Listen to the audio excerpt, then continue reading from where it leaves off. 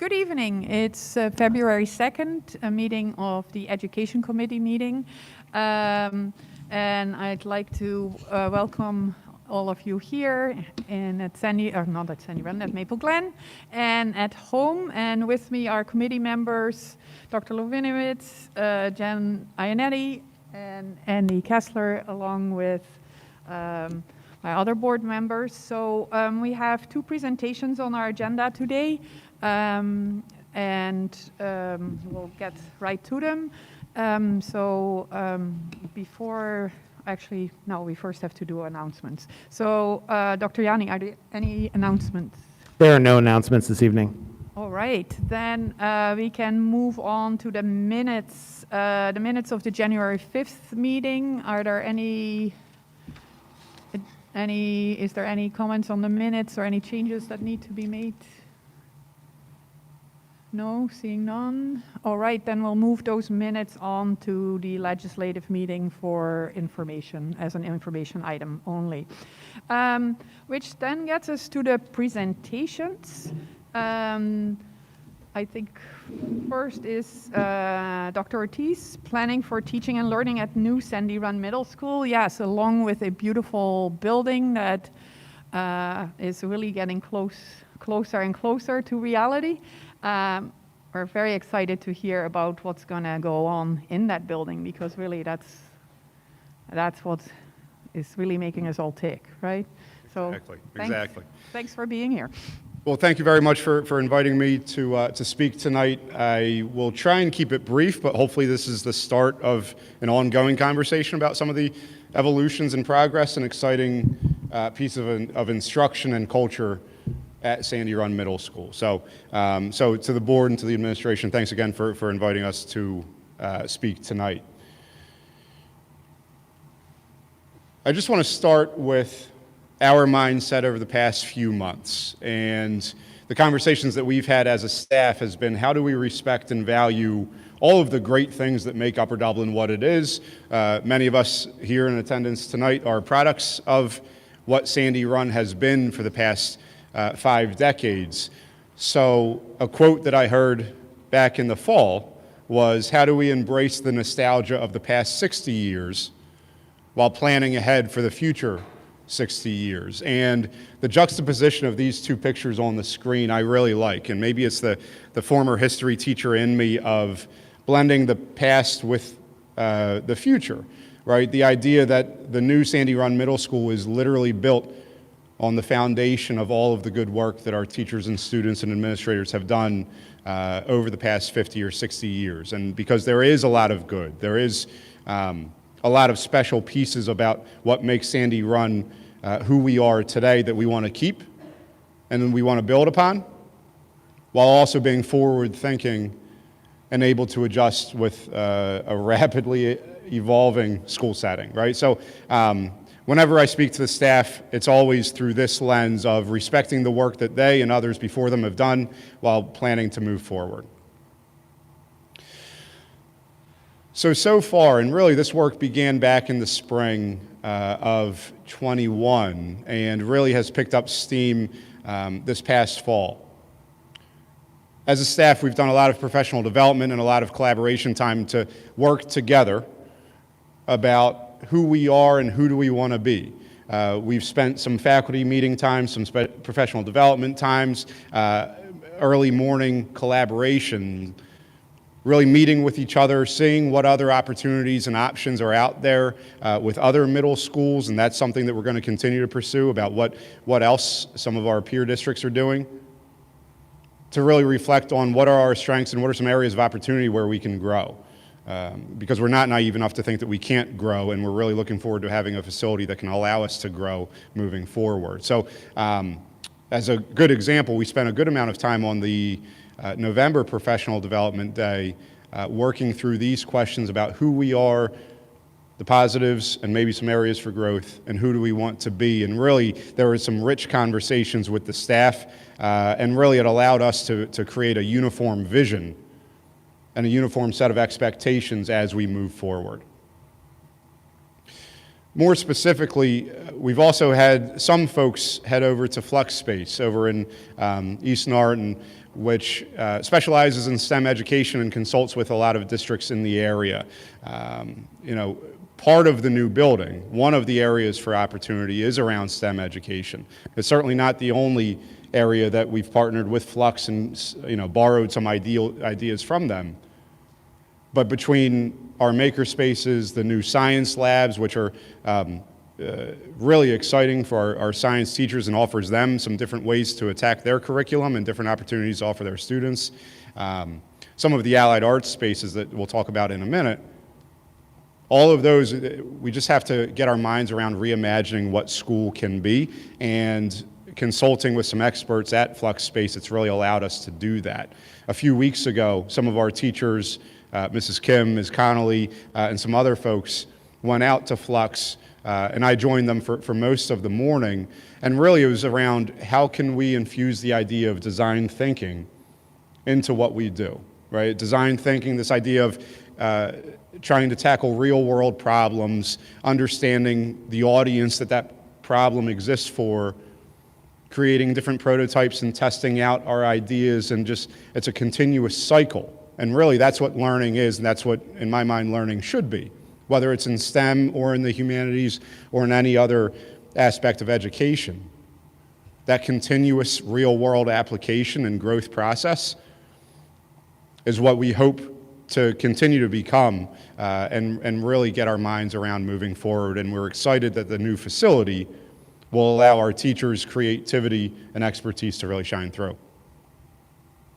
As I mentioned, we've had some professional development time, some early morning collaboration times, which have been invaluable because, we have a staff that is very strong and a very veteran staff. We have, over the past few years, had some newer folks join our teams too, and we want to make sure that we blend all of those experiences and philosophies together into one uniform and strong culture at Sandy Run Middle School. Part of that left-hand picture on the opening slide, part of the foundation that we want to continue moving forward with, just overall being a developmentally supportive and appropriate bridge between elementary and middle school. Those 3 years from when students enter Sandy Run as young 11-year-olds and they finish with us as much more mature 14-year-olds, there's so much growth and development there that we want to be sure that we're consciously bringing them along that continuum in a supportive way. One of the ways that we do that is through teaming. The idea that we have a small group of teachers that work with the same groups of students throughout their day. It's a shared experience, a shared culture. It allows kids who maybe otherwise might struggle at 11, 12, 13 years old to make friends and to make acquaintances with their peers. It allows for that safer space there. It ensures that teachers can work with each other on a daily basis so that students are supported academically and behaviorally. And so teaming is something that we felt very strongly about what makes Sandy Run so strong, and something that we want to continue moving forward.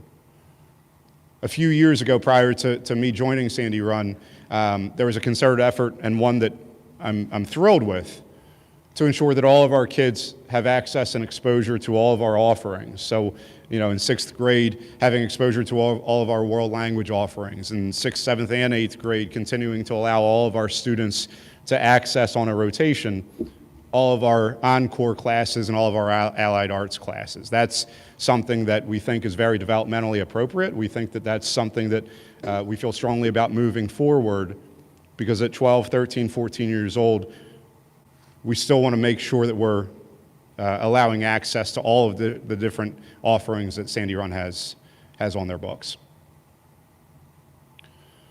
One of the last bullet point might be the piece that I've been most impressed with since joining Sandy Run. It's our staff's ability and willingness to support the entire child, the entire student, teaching them at times how to be students, not necessarily teaching them social studies specifically the way that I was trained, but teaching them how to be a student while accessing their social studies curriculum. That developmentally is very important for us. and not only in the classroom, but outside of the classroom too. There are so many changes personally with students during this time, and our staff has really done a good job of keeping up to date in different ways to support kids and making that an explicit part of their instruction every day. So these are pieces of the past 60 years that we want to make sure that we build upon moving forward. But I think why we're here is to talk about culturally and instructionally, what can this very new, exciting, and beautiful facility, what will allow us to do in the classrooms? One of the biggest pieces as you walk through the hallways is the different types of spaces that we have. The collaboration spaces that are in the middle of each floor, each of which will be structured. The seating will be slightly different in each. There's going to be different intentional uses for each of those collaboration spaces. And so, we've been really intentional with talking to our staff that there isn't necessarily a 6th grade, a 7th grade, and an 8th grade collaboration space, but instead, what are you hoping to use it for? What are your kids going to be doing with it? And then accessing the entire building's offerings. Those collaboration spaces allow for teams to get together. All 80 students, all 100 students on the team getting together in those collaboration spaces and sharing, whether it's a guest speaker or some collaborative projects, and getting to know other folks that we might not necessarily be able to now in our current facility. We're really excited about that, but also excited about the makerspace, the library, the planetarium, which not only will be housed for traditional planetarium uses, but we're excited that can be another flexible small group space as well. So these are all pieces, and there's a dozen more pieces of the new building that don't exist currently, and really what we've been talking about as a staff the past month or two is, now that we have an idea of what it's going to look like, now that it's becoming a reality, how can we put this into action so that we're a more forward-thinking, or we can adjust with the times and continue to evolve. Our allied arts labs, our science labs are really going to transform what classes look like.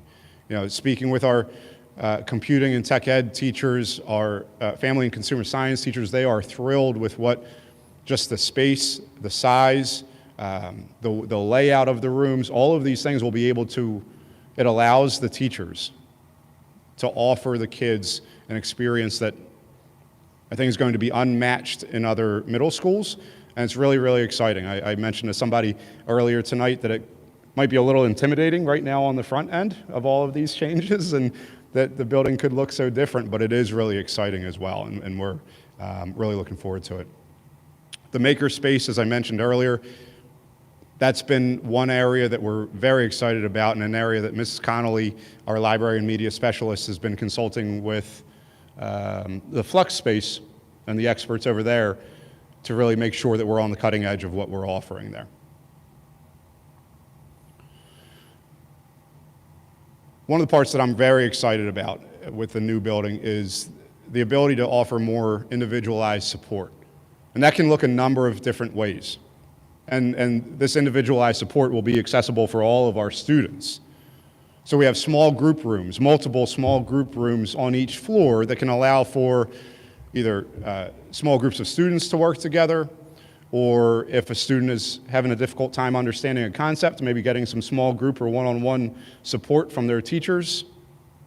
If we need a smaller setting to take an exam, there are rooms dedicated for that in the new building that don't necessarily exist in our current building. Our music teachers are thrilled. Back in the music wing of the new building, there are several practice music rooms where students can close the door with their teacher or with their teacher right next door and practice their instruments in a small setting, either with a partner or by themselves, and really tackle the skills that they want to tackle or that they need to tackle. We're also looking into ways that we can offer some alternate lunch locations for some students as well. We're still working through some of those details, but being in a cafeteria of 300 students, can be a lot for a 12 or 13-year-old, or for an adult for that matter. And so we're looking into different options on how can we support students to give them ways to still be with their peers, still eat their lunches, but maybe in a quieter location. We're also looking at ways to provide maybe a sensory type of room or a de-escalation calming type of room as well. Again, something that could be accessible to all of our students and would just universally allow for a more welcoming, a more inclusive environment across the board. So that greater individualized support can look a number of different ways, and we're really excited about it, some of which are already built into the plan, some of which as we're starting to see the building come together, really thinking about how can we refine our plans. And finally, we're really looking forward to having greater community partnerships. So an easy example could be offering some small group speaker series in the library or in the collaboration spaces, or putting on planetarium sessions for the community.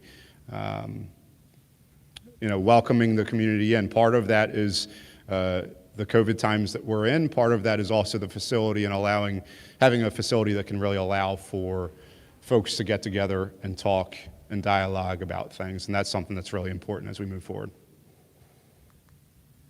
So as we begin to wrap up, just some brief next steps that's on the horizon.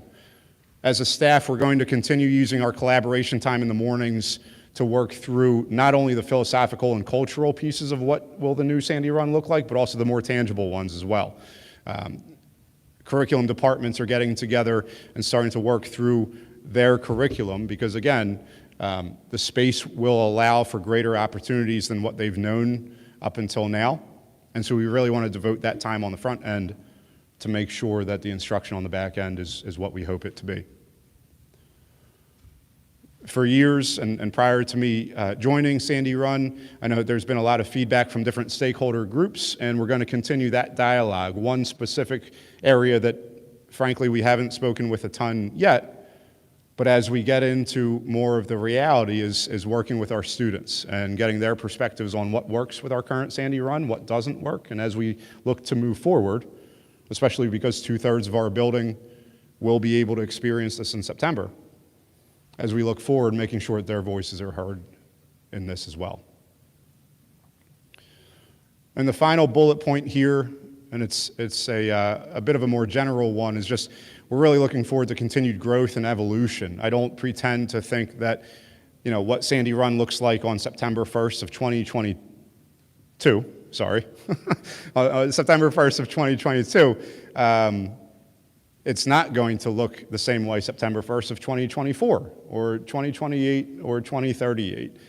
What we're excited about is that this facility will allow us to grow as the times come. And so that's why I started this presentation saying that I hope that this is the first of many conversations to come, because if we do have school look in 2030 the way it does in 2022, then we've become stagnant and not offering our students the best opportunities possible. So, so we will continue to evolve, we will continue to grow and change in the future. And so just on behalf of the entire Sandy Run Middle School, and it is truly the entire Sandy Run, I was mentioning earlier that our teachers, now they're starting to get a little anxious about packing and all of those logistics, but they are so excited about moving into the new facility. So on behalf of our entire faculty and staff and our administration, I just want to say thank you for the continued support. Thank you for allowing me to talk just for a few minutes about how I see Sandy Run looking in September and beyond.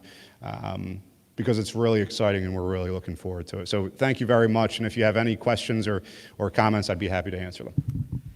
All right, thank you, Dr. Ortiz. Is there anything that either Dr. Yanni or Mr. Hoffman wants to add at this point? Not yet. No. Okay, so then let's go with some questions from the board. Jen, anything?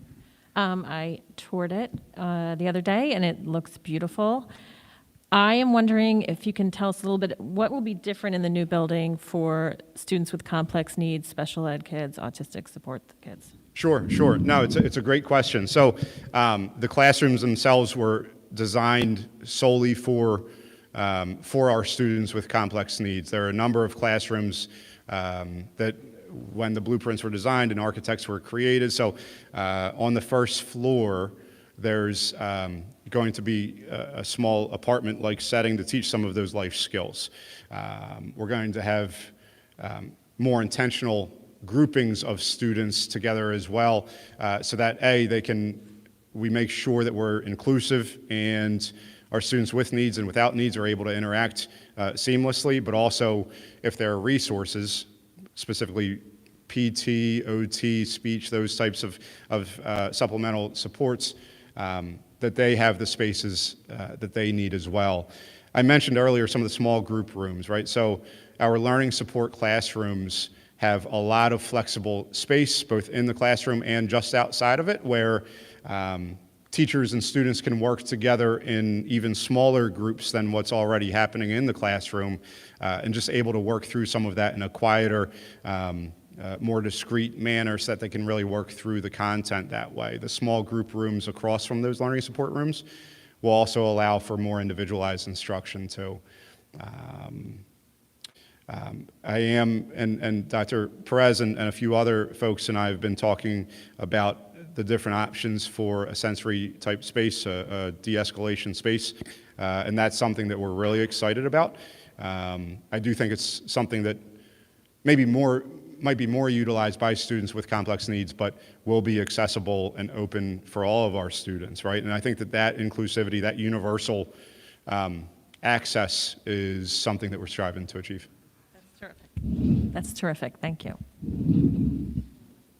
Any other questions on the board? Yeah, Mark, go ahead. Sorry. I really liked your opening comment about building on the past 60 years, and just to help reinforce that, I don't know if you're aware, but the old annex, which was a yellow brick building inside and out, a lot of yellow brick was crushed and literally placed in the ground underneath the new building. So we are literally built on the bones of the old building.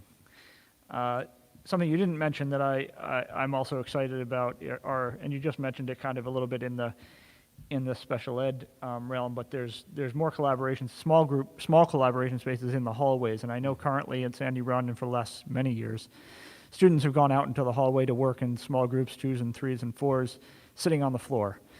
And I think part of the innovation that we have here is there's a real space for them to go out into the hallway and sit actually at tables with whiteboards and other things to brainstorm and work together. So I'm really looking forward to that. I'm really looking forward to, as you mentioned, the spaces in the middle of the hallways that we're calling the knuckle, seeing those used in a variety of different ways. I'm really optimistic that they will get used in innovative and new ways consistently over the years and evolve over the years. So I appreciate those comments, and I am looking forward to that new flexibility and new approaches. Thanks. Thank you. Yeah, Dr. Lipinowitz. Dr. Ortiz, what I'm excited about is the community participation, how frequently and how extensive we'll be able to get the community into that building. Not only the UDJAA that I think can't wait to get into one of our 2 gyms, but also the availability of a smaller auditorium in an area that's not as close to the high school, but that can service that community that we've been missing for many years. So I can't wait to see the availability, how it's going to be used, the auditorium, with the music wings right next door. We have a fitness room too that will be, but that will really be helpful for our students. And I would imagine that we'll be starting to plan scheduling the use of the building in the not too distant future. Great. No, I appreciate that. And on the community partnership side of things, a conversation I've had with our PTO leadership since I started is trying to get more family meetings and parent meetings occurring at Sandy Run and really allowing that dialogue to happen. And for all of the reasons I mentioned before, that hasn't really gotten off the ground the way that we had hoped. But I am confident this could be a spark to get that going. It's just surprising that I just remember all the planning that went into the project, and we're just about there. We are just about there, getting ready to take occupancy of the building in April or May, and it's really and I just a shout out to the architect, that Breslin, that has done so much work and so much careful planning with the details that we don't think about. But when you visit the building and you just see the amazing detail around the building, the use of technology, that is really going to be a wonderful building for generations to come. Annie Kessler? Dr. Ortiz, I have one quick question. You talked about the faculty and the staff and how excited they are about getting into the building. How much do the students know about their new home, and have you got any feedback from the students on that? No, it's a great question. On the 6th grade orientation tours in August that we did, we had a stop that, it was out of a classroom window of the old building, but we had a stop on that tour to explain what their 7th grade years would look like. We had a similar activity with our 7th graders when they were 6th graders as well. To be perfectly honest, there hasn't been a ton of conversation this year so far around that. Part of it is I'm conscious of our 8th graders who might not be able to enjoy all of the fruits of this labor, but that is something that we want to really bring them into the conversation as we move forward, including our 8th graders, right? I mean, they've been through several iterations of the original Sandy Run Middle School, and they might be able to offer us the best insight into what it could become. So no, the 6th graders had a brief look out of a window in the summer, and then conversations around it then, but we're really looking to partner with them. Our administration, our guidance staff, and we've started to coordinate some student names and trying to get a pretty diverse and representative sample of students who could talk to us about what they're hoping it could become. So that's going to be the plan for the second half of the school year. Great.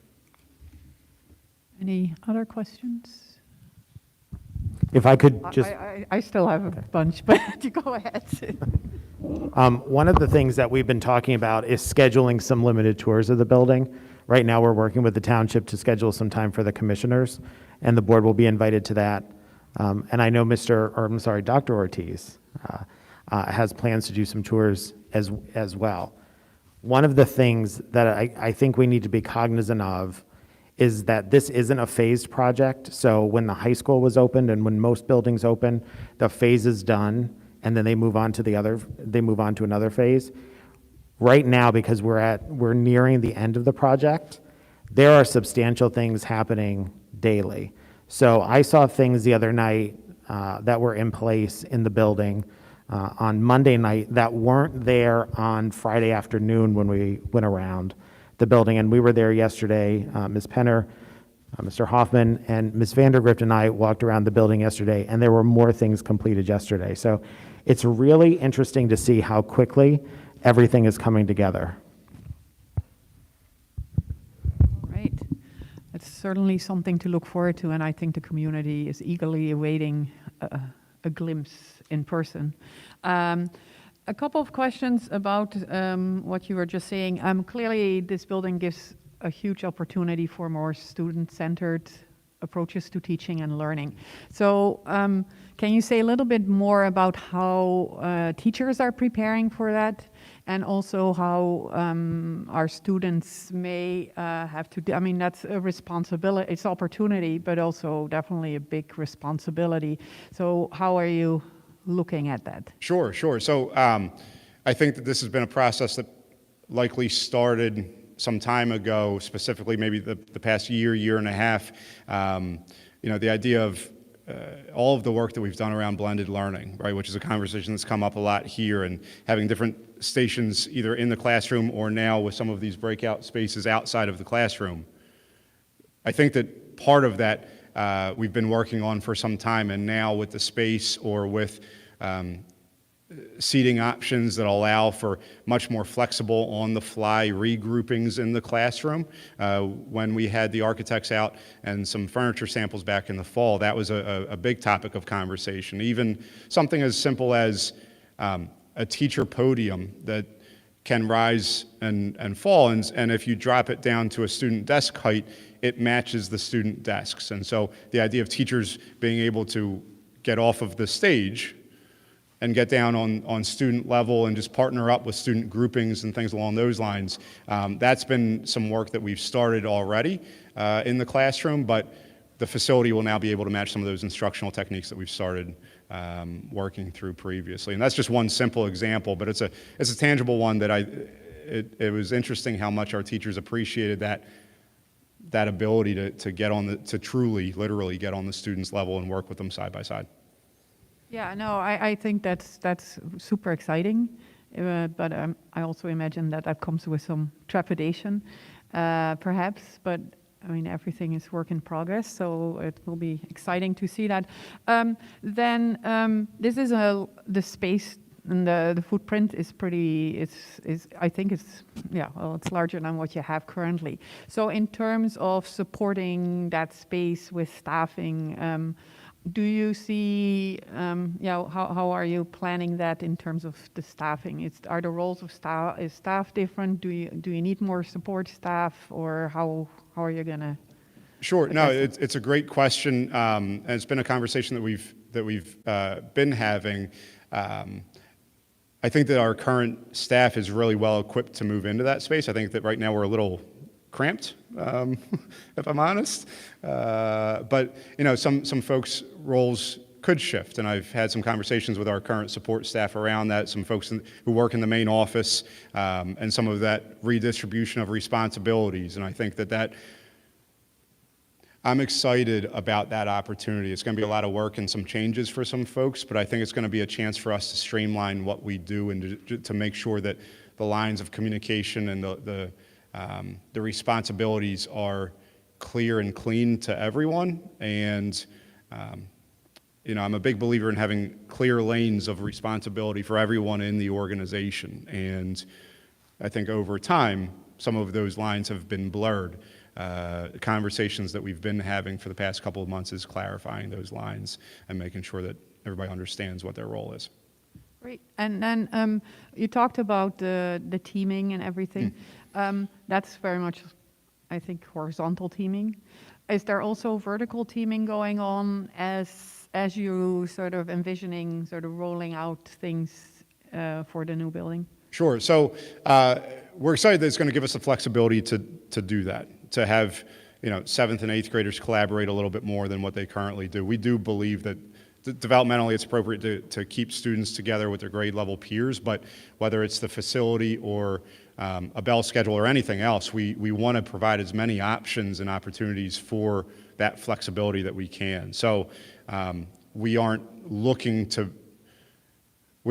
change the teaming the way that it's been done and kind of on a grade pure level for the most part. We do want to expand kind of the smaller one-off opportunities for that vertical flexibility as well. That sounds great. And then the community, clearly, I mean, you have plans to include them. Of course, we've been limited by size of the current building and the construction going on by COVID and restrictions on access there. How are you rolling out that outreach to the community so that that once we have a new building, hopefully that coincides with us operating on a more open kind of environment again. How are you facilitating the community's welcome? Sure. So I think that might be a couple of steps down the exciting end of this path, and I'll certainly collaborate with the administration on that. But I want to circle together with our PTO. As I mentioned before, I think that's a really good resource for us. I also have plans to hold grade level parent meetings as well, because 6th grade Sandy Run looks very different than 8th grade Sandy Run, and talk through some of those specifics too. I think that the more options that we can have, the better. But we haven't finalized any of those concrete plans because I don't want to get too far ahead of myself with permits and being able to get in and everything else. But it's been an ongoing conversation that we've had about trying to partner with them as soon as we can. But like Dr. Yanni said, they're moving quickly in there. So if people have an interest, how can they reach out or ask? Sure. So the best option would be to email me, and I'd be happy to partner with them. And if whether it's a talking tour through a window, or when the time comes and we can get out into the building, we will start to have some formal scheduled times for small groups to go through. We just aren't prepared for that yet. But reaching out to me would be the best bet. Thanks so much. Absolutely. Thank you. Anything else? No? Then we will move on to the second presentation, the belonging survey. We saw a little bit of that, I think, already. So this is digging a little deeper into some components of that. Yes, and some of the font is small. So if the board does not, or the committee does not mind, I'm just going to remain in my seat and talk through the presentation with you. And we'll make sure that this presentation, like all of our presentations, makes its way to the website. So first, let me tell you, the Belonging Survey was the outgrowth of a partnership that we have with 7 other school districts in Montgomery County. And the Belonging Survey, the PSSM, is an internationally normed instrument that measures students' sense of belonging and their feeling of includedness in school. We're working with the University of Pennsylvania, and we'll continue to work with them throughout this year on some of the things that we found in the Belonging Survey. When I say we, I'm actually talking not only at the administrative level, but some of our teachers will be working with folks from Penn, and ultimately some of our students will be working with folks at Penn.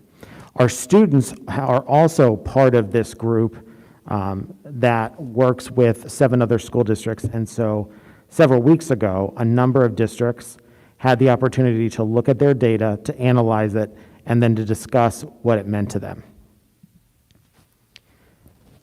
The survey is scored on a scale of 1 to 5, with a 3, a score of 3, meaning that kids are adequately, or they have an adequate feeling of belonging. So everything above a 3 is really good, always room for improvement, but anything below a 3 is concerning. 81% of our students at the high school completed the survey, and 76% of the students at the middle school completed the survey. At Upper Dublin High School, the score was 3.78. It was 3.91 at Sandy Run Middle School, with an average of 3.83. So on the surface, our students have a generally good and healthy sense of belonging to their school community. When we looked at individual grades, 8th grade at Sandy Run Middle School, their scores were statistically significantly different from grades 6 and 7. That stands to reason. Their 6th grade year was interrupted with the start of the pandemic. Their 7th grade year had some hybrid instruction, and then this year they're back for their 8th grade year. There was no variation at the high school among the grade levels, although our seniors reported the least sense of belonging, but it wasn't in the area that would really be concerning. When we looked at the data by race and ethnicity,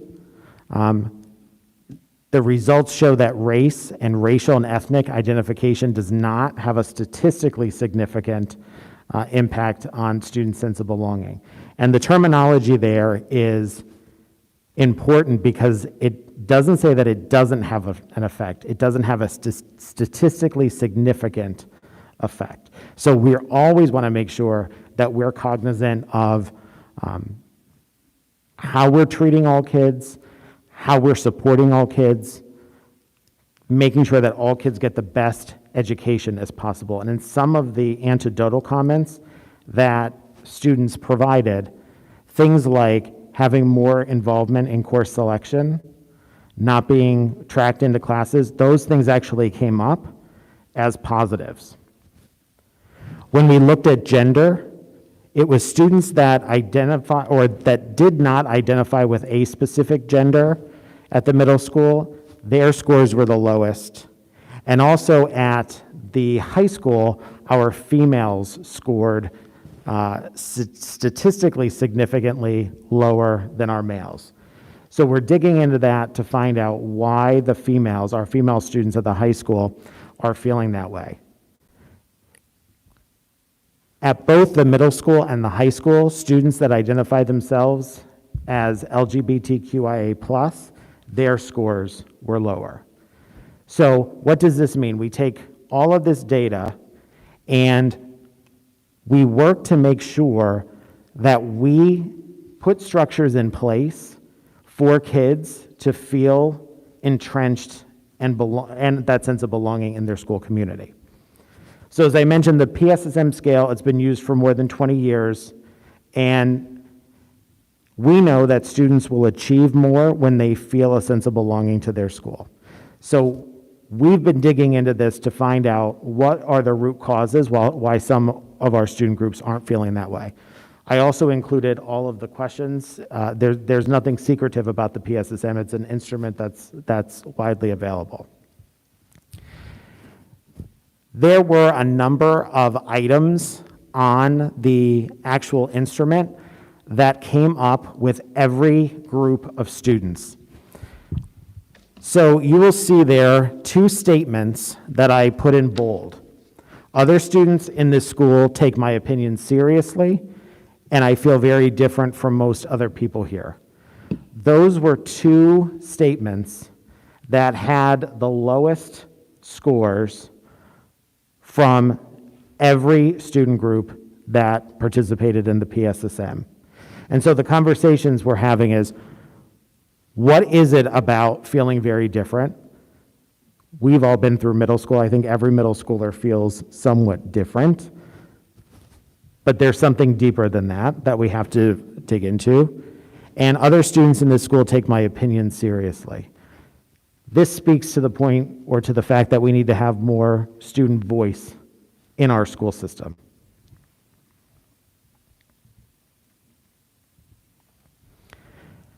Just for everyone's edification, I included some of the graphs from our results, and you can see in descending order by race and ethnicity, by gender, and race and ethnicity and gender, how different groups of students rated on the PSSM. So if you look at the race and ethnicity block, students that I identified as Pacific Islander, or they preferred not to answer, they left it blank, Latinx, white and Hispanic, Asian, multiracial, different identity, African American and Black, and Native American or Alaskan Native, you'll see that while there wasn't a statistically significant difference in the scores, we do want to continue the work that's really empowering kids to be successful in school so that their sense of belonging increases. I mentioned earlier the word gender, and our PLE days, our professional learning experience days that are happening next week, next Thursday and Friday. One of the things that we have planned at staff request and at a need identified by the administration is a gender clinic. And this isn't about teaching kids that they're one gender or another, or that they might not identify as a gender.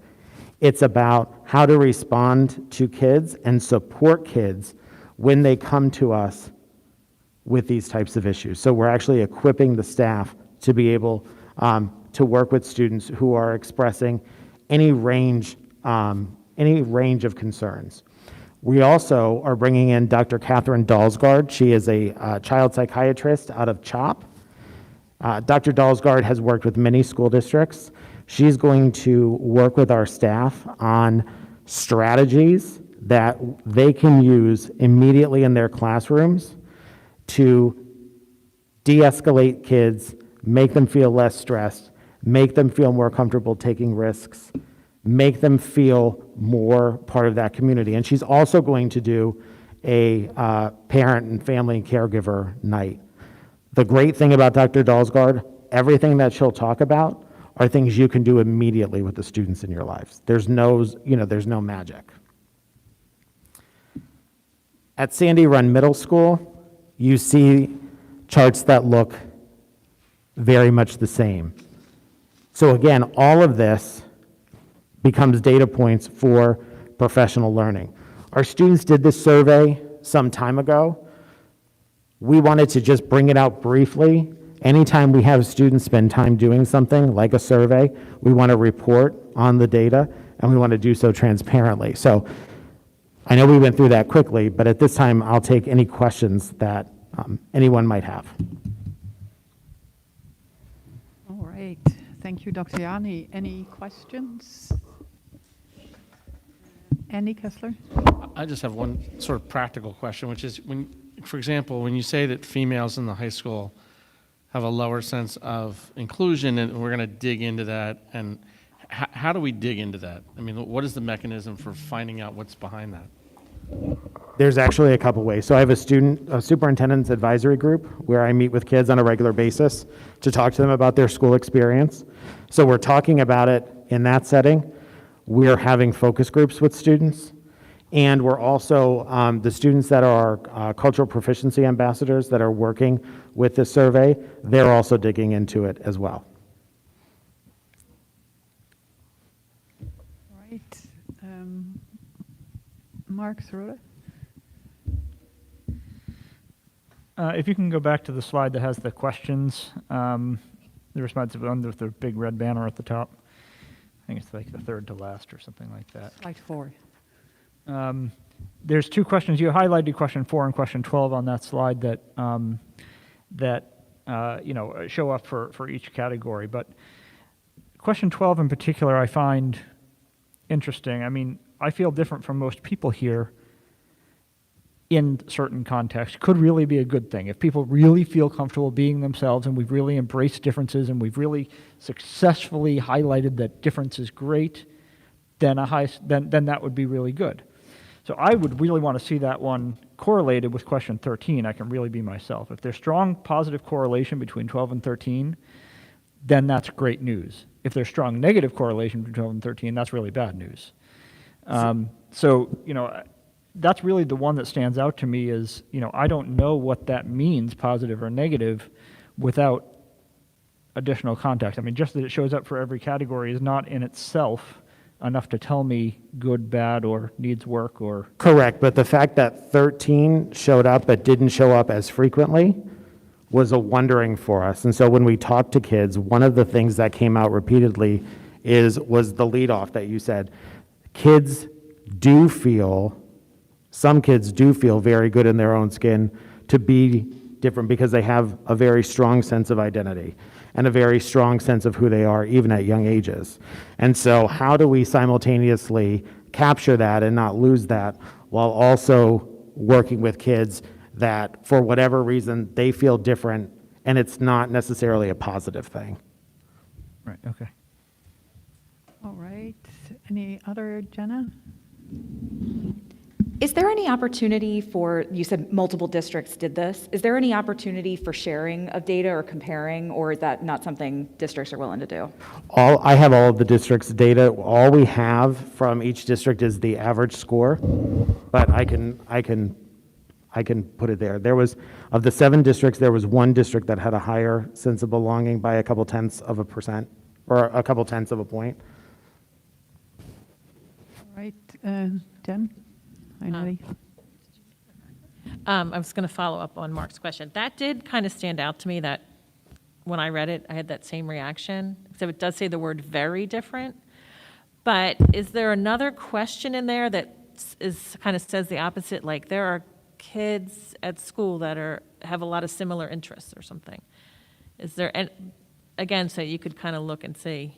did they read the question as a positive or a negative or neutral?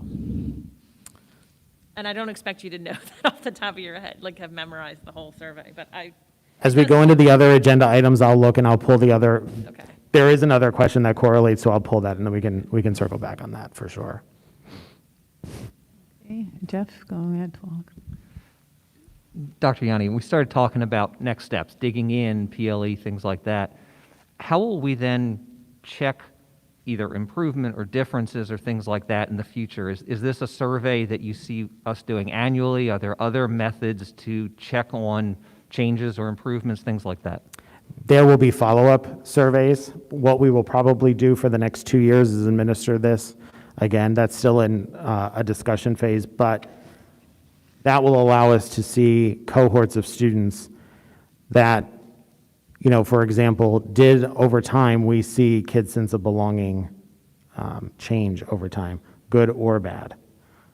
What's interesting with this data, unlike standardized testing data, I mean, you can look and there's a right and wrong answer.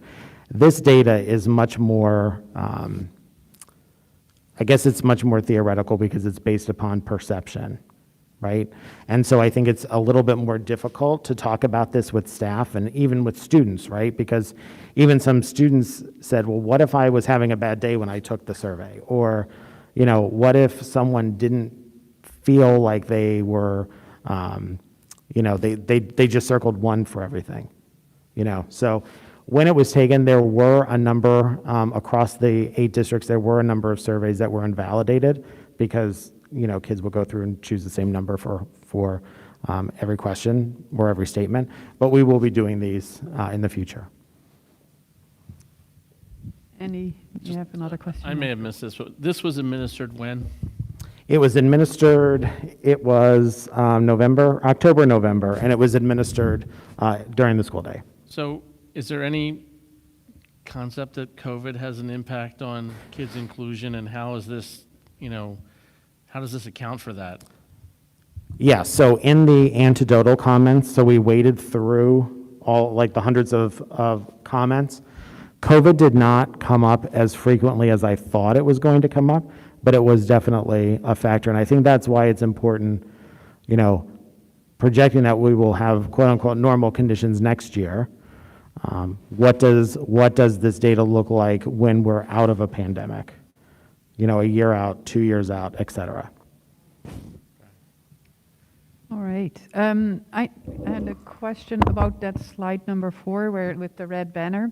Are those questions, did they come up in both buildings, Sandy Run and high school? They did. Okay. They did. The data on student groups was very similar at Sandy Run and at the high school. All right. And then, yeah, when we look at that next slide 5 with all the breakdown, then of course there's a lot of variation within groups, I assume, and also some groups have a very small number, whereas some large groups have, or there are other groups that potentially have a lot more in that. So I think when we look at this kind of data, that's always something that we need to keep in mind. Exactly right. The N count for our, for example, our students that identify as Pacific Islander is very small compared to most of those other groups. Yeah, and so I think that's something to definitely keep in mind as we look at this. But I think overall this is, I mean, I'm excited that the time was taken to do this and hopefully to continue on and then really get to some action on that. On the slide number 4 where it says no data analysis, or for data analysis purposes this encompasses all staff. Is that for staff to that they have, when it says my teachers in this school are interested in me, does that mean all staff, not just teachers and all staff, or how are we supposed to? We're looking at that as all staff because our kids have so much, they have so many Right. interactions So- during the so day to teachers try to parse it out and say, we can't pinpoint hotspots, necessarily by student group, by teacher. So we're looking at all teachers. So, okay, all teachers. And this is shared, the teachers have seen Yes. this data as well? Yeah. All right, great. Great. And I'd also like to, part of this work that we're doing with the other districts, this includes a number of other administrators. So Dr. Perez is active with this, and Mr. Rear, assistant principal at the high school, is also active with the work going on with the group. All right, so this is an ongoing project in that sense, but you said that this is till the end of this year, the collaboration with Penn? Yes. All right. Oh, thank you. And I think that gets us to our next agenda item. Sorry, I'm losing the microphone. Conferences. I believe there are a number of conferences. Is there anybody who had any questions or comments on that? Dr. Levinowitz? Easy questions, Mr. Hoffman, I'm sure. Are these virtual or in person? I noticed the registration is double for some, and I also see we have to pay for some subs, but not subs for all the teachers. Yes, some of the registrations are for 2 days, and I'm going to ask that date to be reflected. I just made myself a note when I looked at it. Some of the registrations for the K2, there's a K2 day on the 30th and a K3-5 day on the 31st. So I made a note to update that before legislative. These are all in-person conferences, and the K2 math is at the MCIU with Graham Fletcher, who has been working with some of our math elementary over the past few years. So we're taking representatives from instructional support as well as some of our K2, 3-5 teachers. Some of them require subs, some don't. And so we tried to have that balance. Where are we doing this? At the MCIU. At the RU, okay. Crystal Dunn's conference is in person. This is something that she went to many years ago when she first started in the district. This is a national conference. It's in New York this year. So when some of these exceptional conferences are closer to us, we do like to support some of our teachers. As you know, she's at the high school this year, so she'll be able to bring back some great K-12 resources for some turnaround with that. And then Mr. Patel will be attending, with your support, the Northeast Innovation Forum, RTM, which gives technology and innovation directors a chance to really think about student services, technology innovation, and curriculum and instruction, and work with some experts. So that's also in person, and where is it being held? Boston, right? Where? Boston. Boston. Right. Okay. And I would just like to point out that is run by the same organization that ran the National Superintendent conference that I was at. Those conferences are by invitation only, and Prakash will be presenting or at least facilitating a roundtable at that conference. So it'll be good exposure for the districts. So that's why there's no lodging involved. Makes sense. Yep, that was my question. Good. All right, so can we move this on to the legislative? Yes? And I'll make those. Yeah. All right. Okay, thank you. Then where am I at? The student trips, right? Yeah, student activities. There is a football activity at the end of August. Is there any information, any questions on that? No, then we will move that on to the legislative as well. All right, thank you. Next item is state assessments. This is just a brief conversation. At our last meeting, we reviewed our state assessments. And those scores, as you'll remember, were not scores in some areas that we were happy with.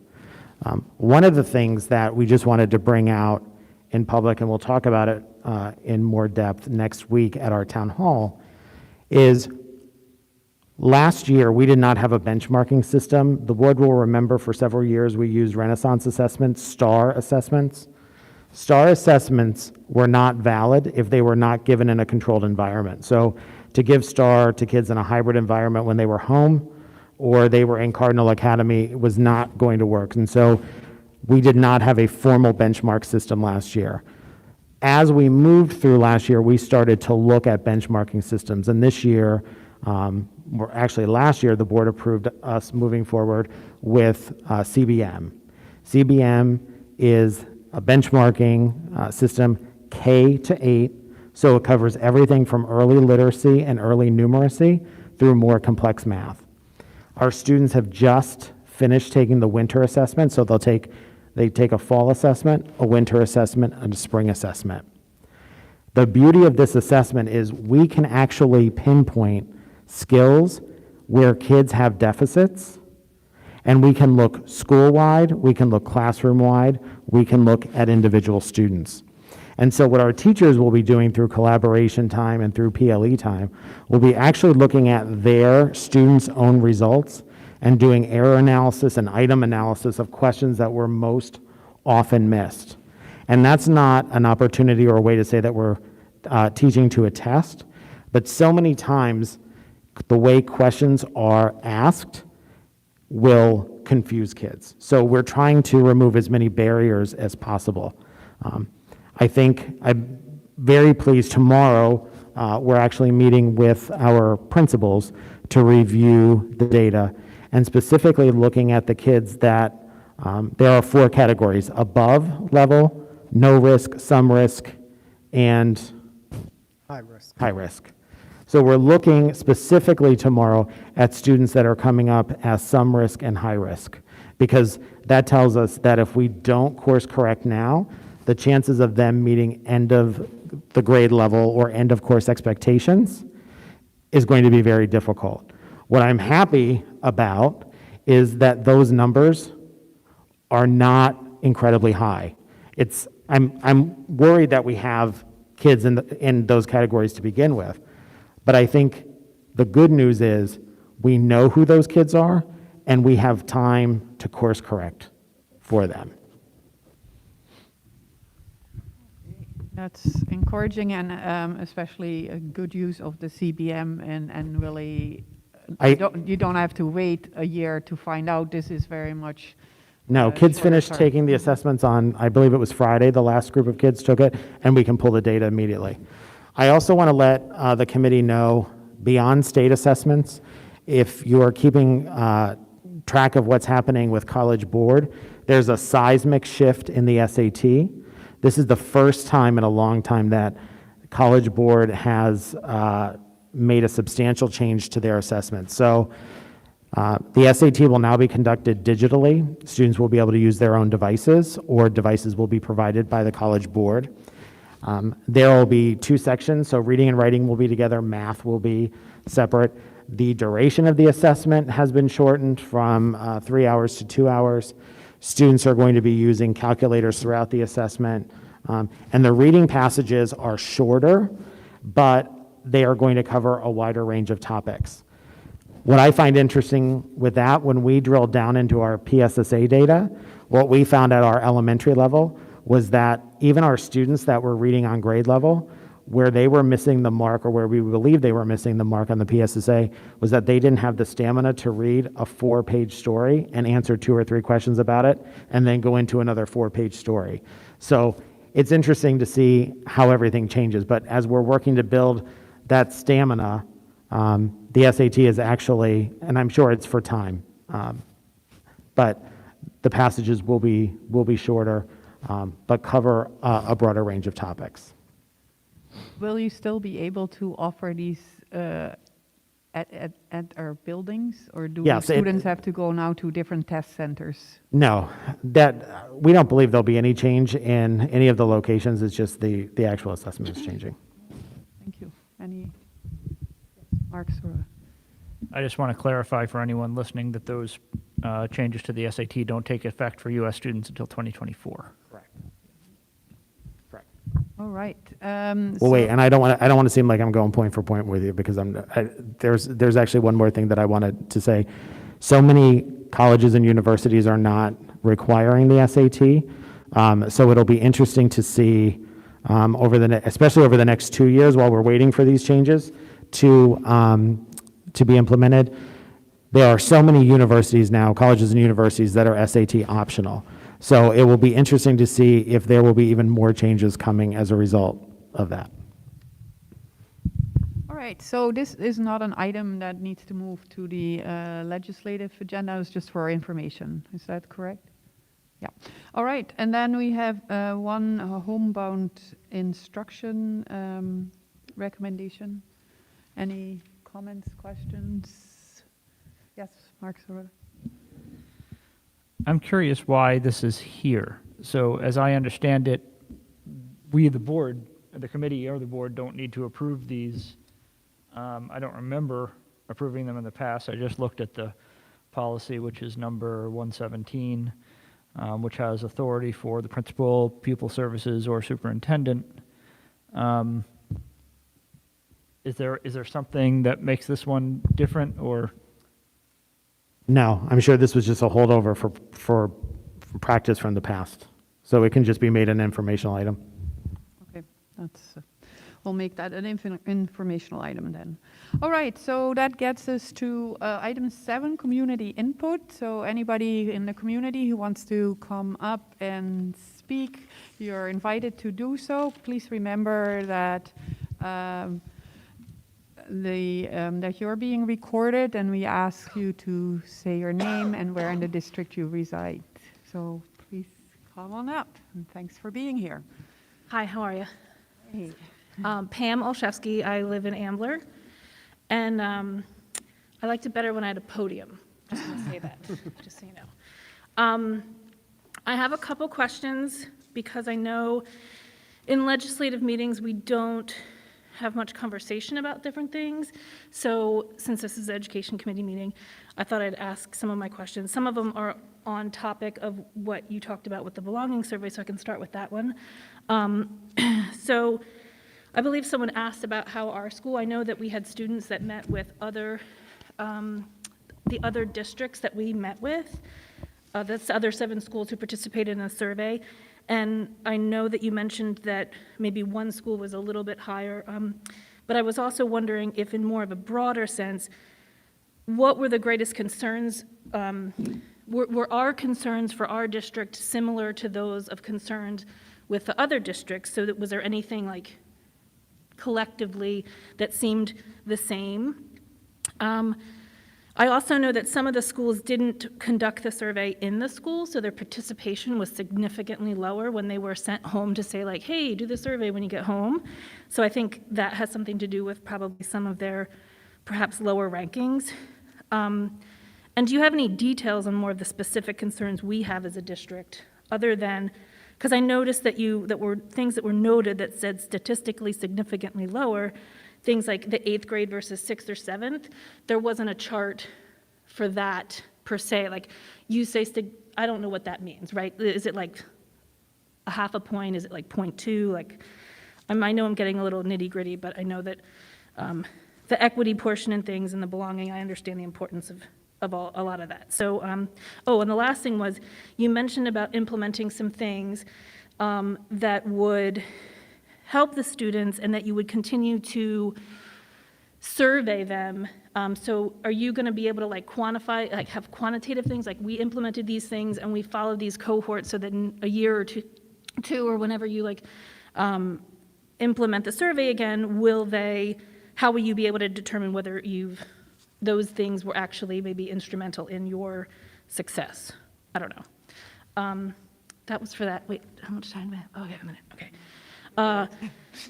Grade point average was one of my questions. I know that is on the next part of the meeting, but I had a sort of general question because I missed that and maybe last month's meeting was why was the change decided, and what is the board's hope to achieve by creating this change?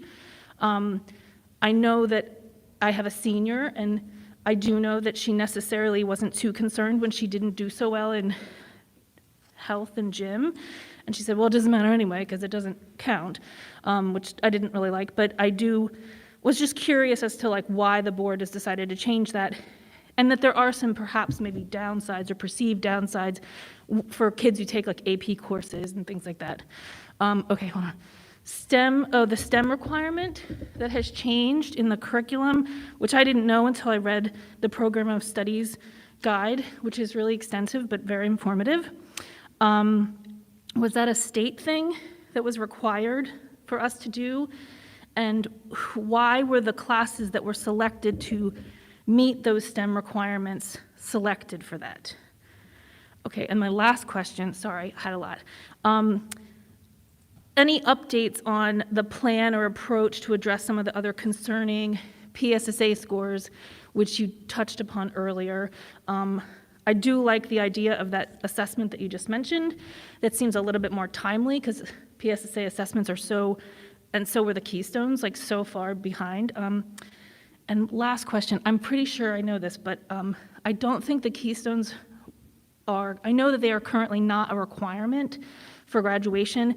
Is the state still considering that as a requirement for students to graduate and I don't know, you have to be like, can you be basic and proficient and advanced or just proficient and advanced? Okay, that's all. Sorry. Thank you.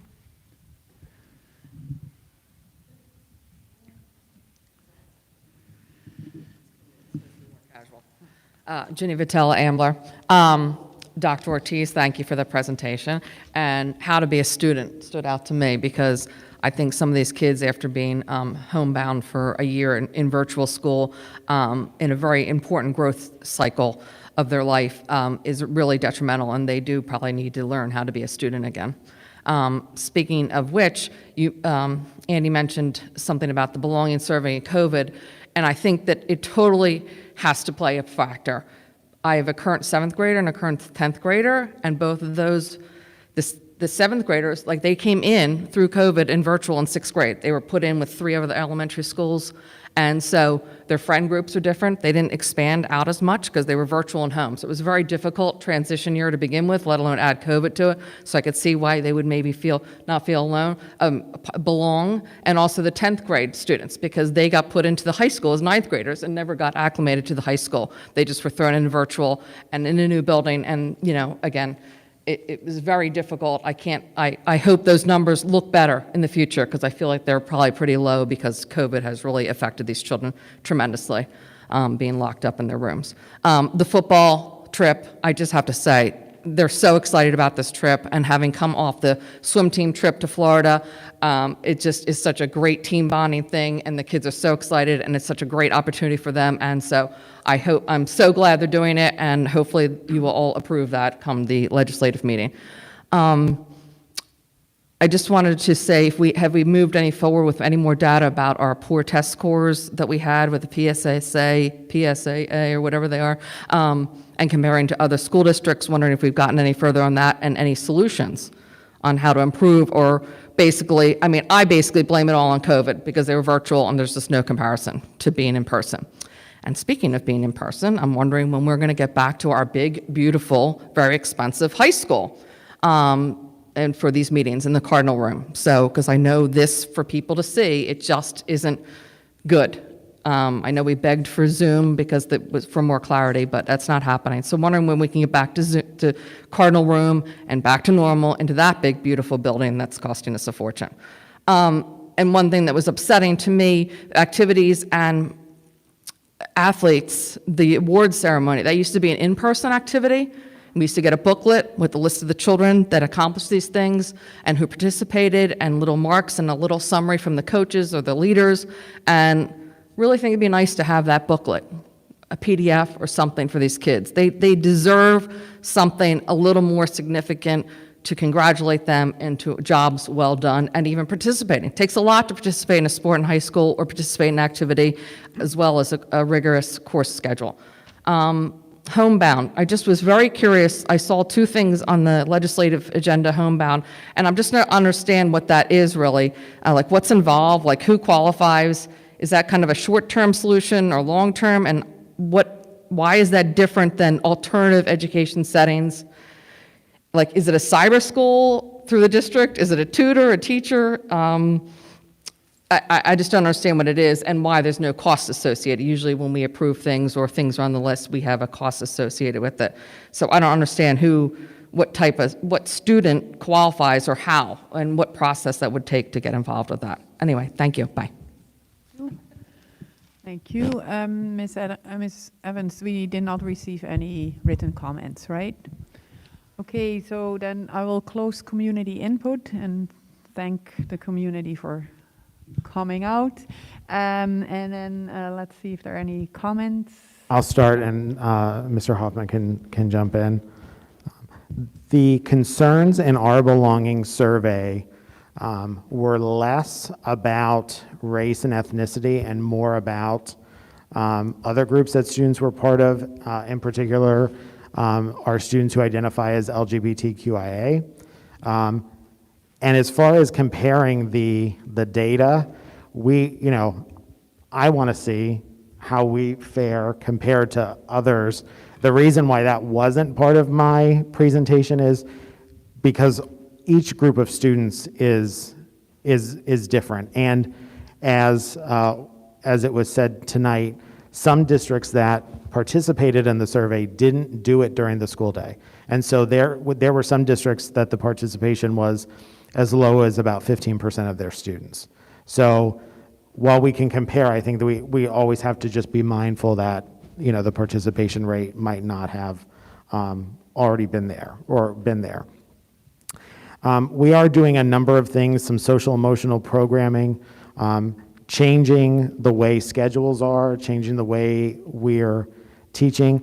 As I said when we talked about the belonging survey, I think when we talk about equity, when we talk about empowerment, when we talk about belonging, there's qualitative and quantitative, and I'm not trying to give a non-answer, but sometimes I think these topics, it's more about a feel. So like the sense of belonging is largely about a feeling kids have. So we'll be able to point to things that we do over time. So we'll have both qualitative and quantitative data. In terms of the grade point average, that wasn't the board asking that change to be made, that was administration. We feel pretty strongly, I don't want to speak for Mr. Hoffman, but we feel pretty strongly that if we're going to have kids take courses, they should count.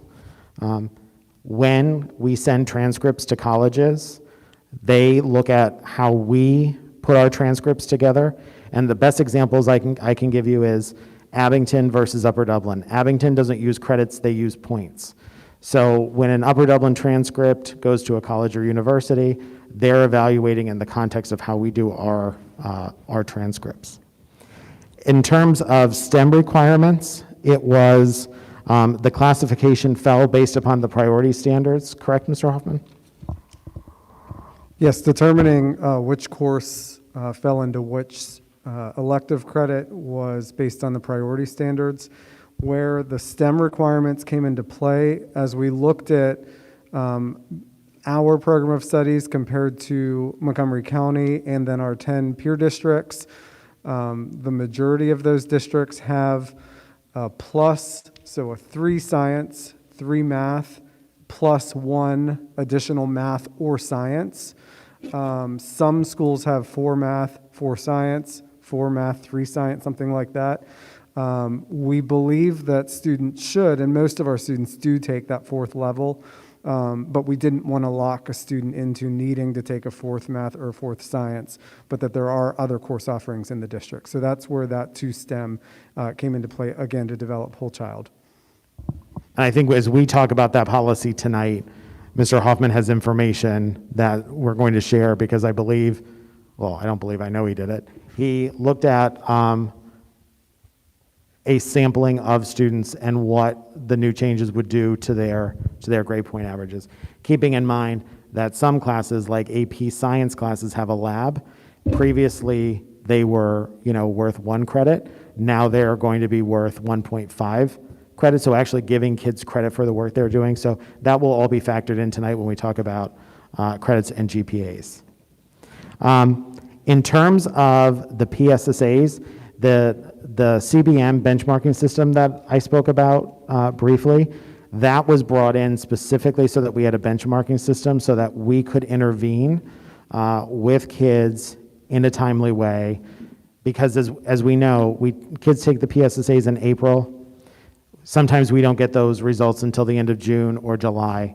It's, the kids are home for the summer. We can't do anything in the moment, which is why we stopped making high-stakes decisions based upon the PSSA data.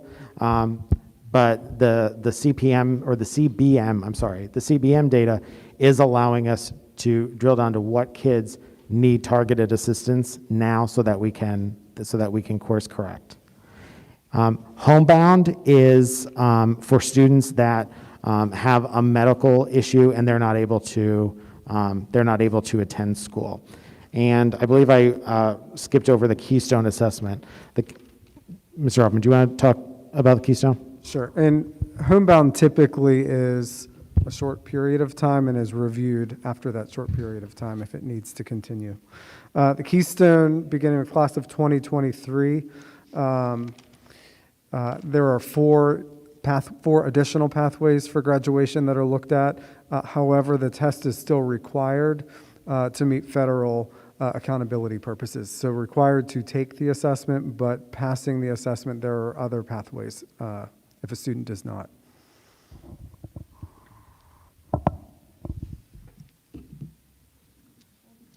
Is there anything, anybody else who wants to comment?